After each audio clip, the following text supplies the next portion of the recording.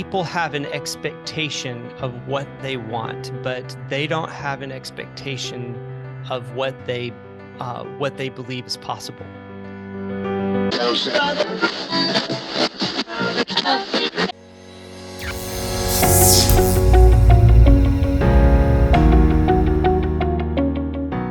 I have several families that have bridged the gap between pre-training and post-training. And it wasn't that the original ones were bad, it's just the exponential understanding of all sorts of things is being expressed and manifested in the later work. And painting them and then putting them in the homes, I have found that I'm like, oh man, I kind of wish I could just ask for those back and repaint them. But every single time, which has happened about 3 different times, the people are like, no, we love it because we want to be a part of your early work and say that we discovered you before you were known. And on top of that, they love seeing the progression of my ability as I have gotten older, and they look at it as a narrative, which is totally different than how we look at it. We're self-reflecting on ourselves, right? But when we go to their house and we see how they see it as they're investing in you. There's lots of portrait painters, but it's your story they're invested in. And that's really a part of what I have found to be part of my why, and understanding that what is it about me that they want, and link into that and really understand that, oh, this is a part of the experience to them, to say that this is a timeline of events that of a person we cared about, that we invested in early on, and now we get to see the results of who they've become, I loved what you said in a story about you. I think it was after you went to New York that your vocabulary changed, or you added to your vocabulary. Well, it's interesting because, I can only say that I'm merely standing on the shoulders of giants. It's something that I heard in a different field. And if you haven't noticed, most of the things that I do, what I teach, often I pull in from different areas and different places that are outside of the art world, but might be in the arts or somewhere else. Like, for example, a lot of the lighting terminology might be in film, and what I've learned about film and what I've learned about photography over the years, and taking photography courses and all of that kind of stuff. And so using terminology, or like, for example, we're talking about the Gestalt principles of visual perception. That is a psychology format that I did a deep dive in the psychology of visual perception, and then found that there was all these different links. So what I pulled that from hearing someone a critic talk about dance. It was a dance judge, and he was saying, you've got great skill and you've got great lines, but the vocabulary of your routine shows that it's shallow.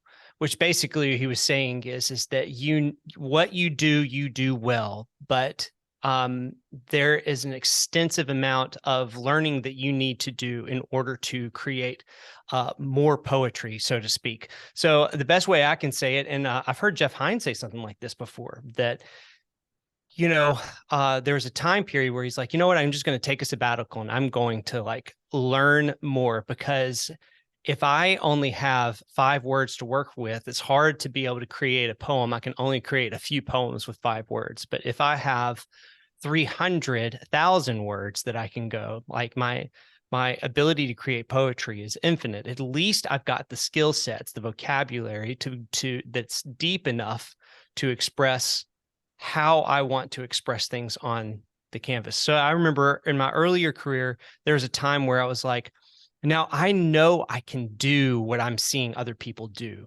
but what I want to know is I'm not sure how. In other words, I just don't have the understanding. So how I tie that in is the vocabulary is how to do different forms of mark making. How do different brushes react with paint?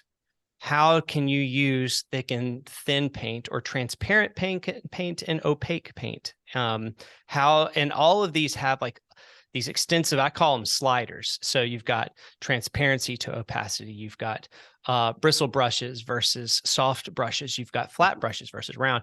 And understanding all the different marks that each one can do adds to the vocabulary for you to be able to use later in your poetry making. So a large amount of what I learned in my training, which was at Grand Central Atelier for the most part, and of course, after that, I painted a lot with Michael Klein and Joshua LaRock. They became my partners.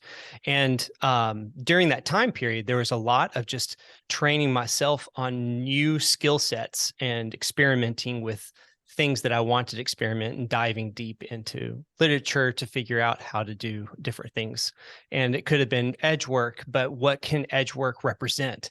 Like how, in some cases, you might use edge work to represent a hard edge being a bony spot on the figure, and then one being a soft edge being a fleshy spot. But that's not the only case that you might use it. You also might use it for how quickly something turns away, or how softly something turns away, or something that doesn't require much emphasis and you want more emphasis in another area.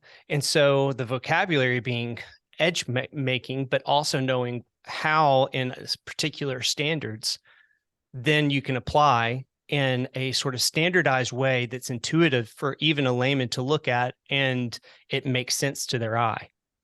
People have an expectation of what they want, but they don't have an expectation of what they believe is possible. And, I think I might have said it in my lecture, but, I used the quote Henry Ford a lot. If we asked the audience what they wanted, they would have asked for a faster horse. And I love that, because what we're doing is I never am trying to, I think salesmanship gets a bad rap, right? As far as just the term, because we feel like what that means is that, we're like snake oil salesmen trying to say, hey, we want you to get this other thing, don't worry about this. We want this other thing. But what a really true good salesman is excited about what they're capable of, and they want to cast vision to the client in a way that is like, you know what? I want to do something that you want, but I actually want to do it better. I want to do it in a way that, like, you want a portrait. You want this person to be this identity on the wall. What I want to do is give you this beautiful piece of poetry in which your friend, person, loved one is the lead role of that painting. And I want it to be a museum quality piece where it stands alone as a work of art. And if you start presenting it that way and you go, look, I have a few ideas that I believe that can take what you have, take your idea, and we can partner together to make something really incredible. And how do you feel about that? And they're on board. I've never seen them not on board to that idea. And when I see the child and I play with them, and I kind of see the lighting of the house or the whole situation, or say they give me photos, for example, like a corporate piece, I've looked through my file so much and I've done so much research that it immediately starts popping up ideas that are similar but are done incredibly well. And I'll be like, oh my gosh, that shot of your child at the table, like looking up, that reminds me so much of a Mancini painting. I've got to show it to you, and I'll pull up and I'll show them this Mancini painting and say, look how he's like looking away. He's not looking at me. He's looking away where he's daydreaming about something, and look, he's not smiling, look how he's got something else on his mind, but he's intrigued, and by showing them paintings that old masters or other people in the past have done, they go, oh, wow. Oh yeah, no, I love that. I love that idea, And so that's how you start getting them on board because, it's kind of like if you watch like an old or a fixer upper show like on HGTV or something, and they take the family in, they go, look, we're going to cast vision of what this like disheveled old house can look like. Sometimes they have a hard time seeing it, Sure. but if you can show them paintings of the ideas that you have, and they don't have to be even your paintings, they can be anyone's paintings that inspire you and say, look, I have this idea where I can take this color from this kind of painting, but the mark making from this kind of painting, and we can smash it together to make this whole new beautiful work.